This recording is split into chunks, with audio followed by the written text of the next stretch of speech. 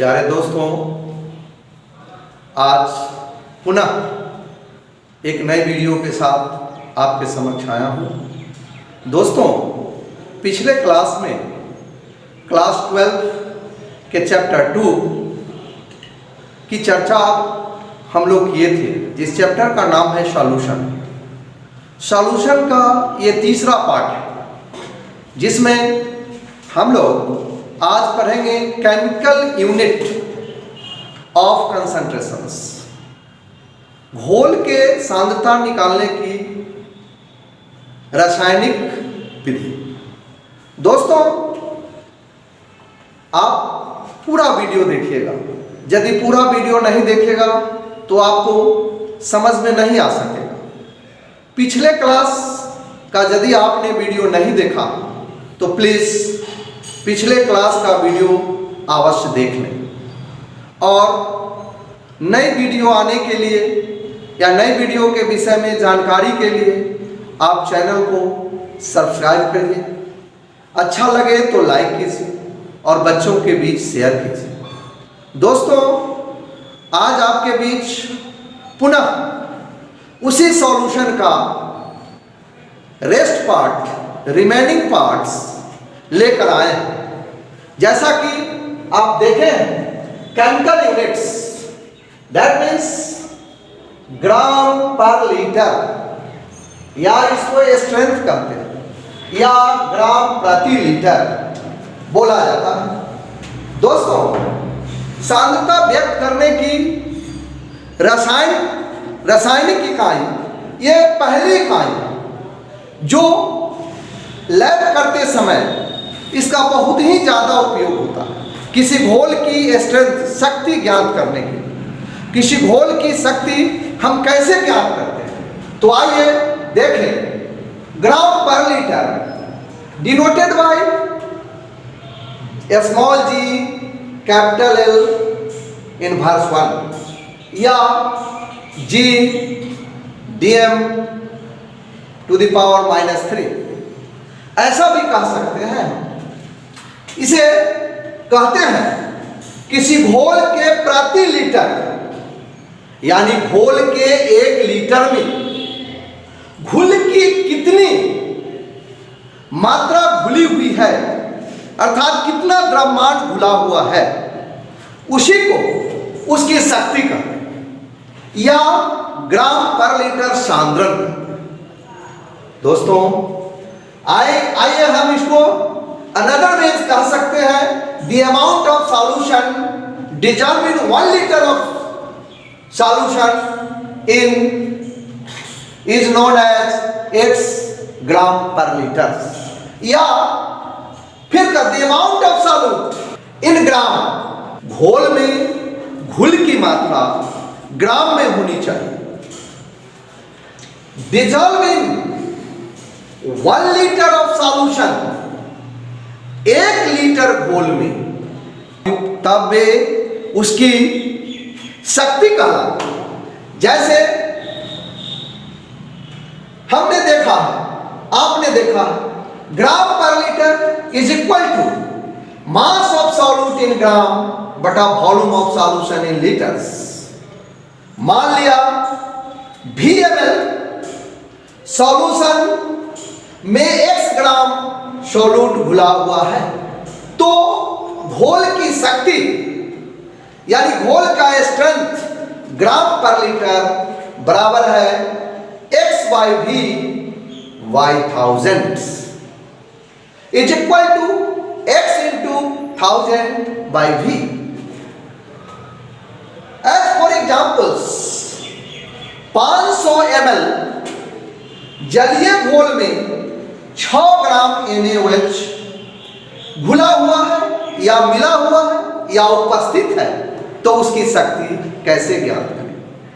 किसी भी न्यूमेरिकल को बनाने से पहले हम उसमें यह प्रयास करते हैं उसमें क्या क्या दिया हुआ है और क्या पूछ रहा है।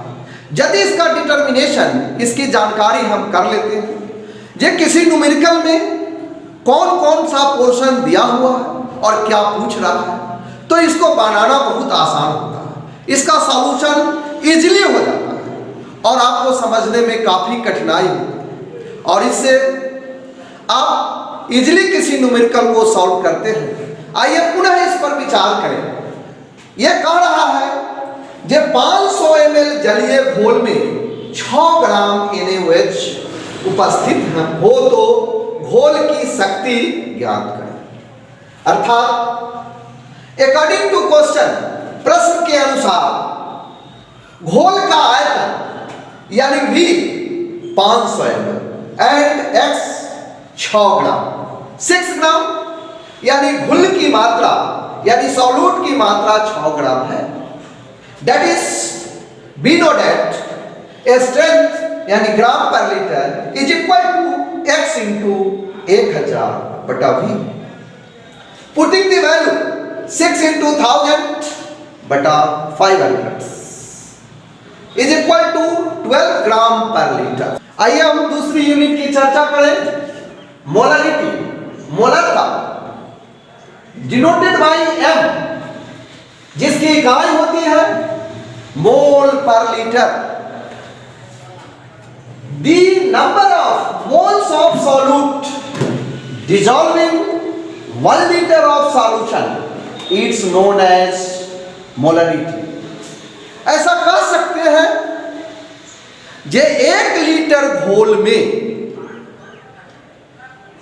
घुल के मोलों की कितनी संख्या घुली हुई है, इसी को उसकी मोलरता कहते हैं। दोस्तों, ऐसा भी कह सकते हैं जब किसी घोल की प्रति लीटर यानी 1000 ml में घुले हुए मोलों की संख्या उसकी मोलरता कहलाती है। जैसा कि M बराबर है मोल्स ऑफ सॉल्यूट बटा वॉल्यूम ऑफ सॉल्यूशंस। इसको ऐसे भी डिफाइंड किया जा सकता है। मान लिया कि X gram solute VmL solution में घुला हुआ है तो सॉल्यूट की मोलों की संख्या X/A तथा घोल का आयतन लीटर में V/1000। चूंकि मोल दिया गया द्रव्यमान बटे अणु द्रव्यमान होते हैं, यानी number of mole is equal to given mass बटा molecular mass. That is M बराबर यानी मोलरिटी बराबर X/A इंटू 1000/V। ये इकाई ताप द्वारा प्रभावित होती है। चूंकि 11वीं क्लास के बहुत सारे लॉ में हम लोगों ने पढ़ा है जे आयतन ताप द्वारा प्रभावित होती है। Be know that V directly proportional T, यानी घोल का आयतन ताप के समानुपाती होते हैं और घोल की मोलरता ताप के व्युत्क्रमानुपाती होती है। चूंकि मोलरता आयतन के व्युत्क्रमानुपाती होती है, इसीलिए मोलरता ताप के भी व्युत्क्रमानुपाती होंगे। यदि किसी घोल में मुझे डेंसिटी ज्ञात हो या स्पेसिफिक ग्रेविटी ज्ञात हो या परसेंटेज ज्ञात हो, तब उसकी मोलरता कैसे निकालेंगे? तब उसकी मोलरता निकालने के लिए हम इस टाइप के फॉर्मूला का उपयोग करते हैं। M बराबर 10 into density into percentage by molecular mass of solutes. एक टर्म्स आता है फॉर कंपटीशन, डीमा व्हाट इज डिमल्स? मोलरिटी में डिमल शब्द का उपयोग किया जाता है यदि किसी घोल की मोलरता 0 डिग्री यानी 273 केल्विन ताप पर जो होगी वही उसकी डिमल कहलाएगी। यानी एट 273 डिग्री के इज इक्वल टू डी, यानी 273 के ताप पर एम डी के बराबर होगा। अर्थात 0 डिग्री सी पर एम डी के बराबर होता है। At 273 kelvin D M is equal to D, at 0 degree C M is equal to D. आइए तीसरी यूनिट की चर्चा करें। मोलरिटी, मोलरता denoted by small M, unit mole per kg. इसको यूं कहें जे किसी घोल के घोलक के प्रति किलोग्राम में घुल के मोलों की संख्या को उसकी मोलरता कहते हैं। अर्थात the number of moles of solute dissolve in पर किलोग्राम्स यानी 1000 grams of solvent is known as molality. Molality,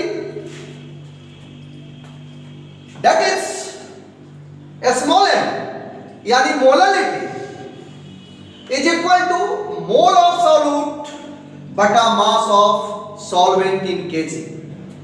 ऐसा कह सकते हैं जे घोल के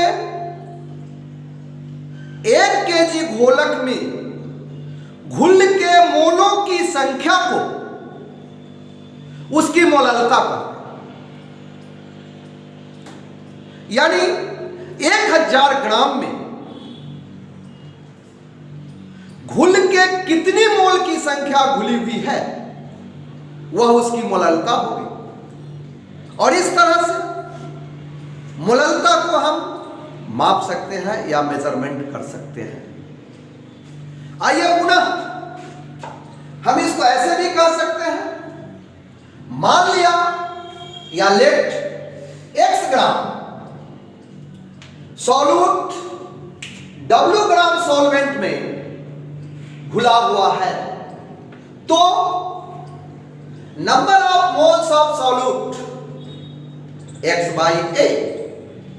चूंकि पूर्व में चर्चा कर चुके हैं the number of moles is equal to given mass बटे मॉलिक्यूलर मास एंड सॉल्वेंट का द्रव्यमान केजी में W by 1000 that is molarity यानी m x by a into 1000 by W।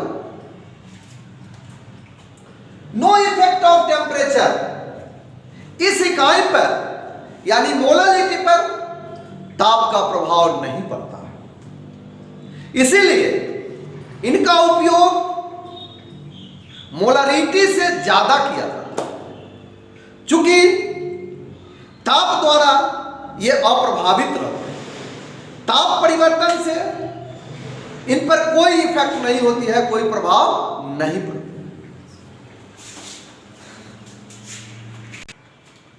हो जाएगा।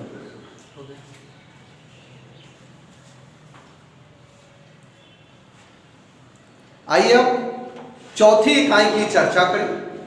चौथा इकाई है नॉर्मलिटी यानी समानताएं, डिनोटेड बाय n। इसको ऐसे कहा जा सकता है जे the number of gram equivalent of solute dissolving per litre of solution is known as its normality. अर्थात किसी घोल की प्रति लीटर यानी 1000 ml में घुले हुए ग्राम समतुल्यांकों की संख्या को उसकी समानता कहते हैं। अर्थात हम ऐसा कह सकते हैं N is equal to gram equivalent of solute बटा volume of solution in litre. हम लोग जानते हैं we know that gram equivalent बराबर होता है मास इन ग्राम बटा इक्विवेलेंट मास। तो इसको हम ऐसे भी कह सकते हैं N is equal to mass of solute in gram बटा equivalent mass of solute into volume of solution in litres. दोस्तों इसको एक और तरीके से आइडेंटिफाई कर सकते हैं ताकि हमको सुविधा हो। जैसे मान लिया कि घुल का समतुल्य द्रव्यमान E तथा विलीन द्रव्यमान यानी घुली हुई मात्रा x ग्राम तो VmL घोल में घुला हुआ हो तो N बराबर EX by E into 1000 by V। इस तरह से भी हम इसको आइडेंटिफाई कर सकते हैं। यदि हमको किसी घोल का स्पेसिफिक ग्रेविटी अर्थात डेंसिटी या प्रतिशत ज्ञात हो तो उसकी समानताएं या नॉर्मेलिटी कैसे ज्ञात करेंगे। तो उसके लिए normality is equal to 10 into density into percentage by equivalent mass of solute. इनकी इकाई यह फॉर्मूला से स्पष्ट होता है कि इनकी इकाई यानी unit of normality gram equivalent पर लीटर। यानी घोल का इक्विवेलेंट ग्राम इक्विवेलेंट 1 लीटर में कितना घुला है। यह इकाई ताप द्वारा प्रभावित होती है। ताप का प्रभाव इन इकाइयों पर पड़ता है। इसी के साथ सांद्रता व्यक्त करने की रासायनिक विधि यानी रासायनिक इकाइयों की चर्चा समाप्त होती है। आप सभी दोस्तों से मेरा अनुरोध है कि इस वीडियो को संपूर्ण रूप से देखें और सभी के बीच शेयर करें। और इस वीडियो पर बने रहने के लिए आप लोगों का लाख लाख धन्यवाद। दोस्तों इस प्रकार से आप मेरा हौसला बढ़ाते रहें और मैं आप लोगों के समक्ष केमिस्ट्री से संबंधित सारी जानकारियां आप लोगों से शेयर करता रहूंगा। धन्यवाद।